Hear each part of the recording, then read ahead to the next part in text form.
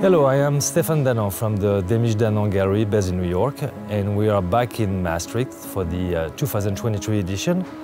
And we are very pleased to present this year a selection of important French design and art, which is mainly inspired from the Parisian apartment of the late 60s and early 70s, where collectors and people were mixing old masterpieces inherited from their parents and starting to integrate contemporary furniture of the time.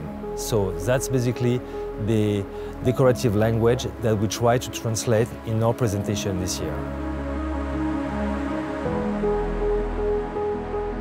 We are especially proud to present for the first time this exceptional desk by Joseph-André Motte from 1967. It was commissioned by the Mobilier National at the time and was shown at the Salon des Artistes Décorateurs in 1967, the same year of its production. It's for the first time that we were using stainless steel in furniture, and it's a quite impressive example of French design of that era. Another chapter of our selection this year, it's the presentation of French contemporary designer Noé Duchaufour-Laurence that the gallery has been working with for a year now. We started by showing the collection of cork pieces that he made for his Portugal studio made in situ.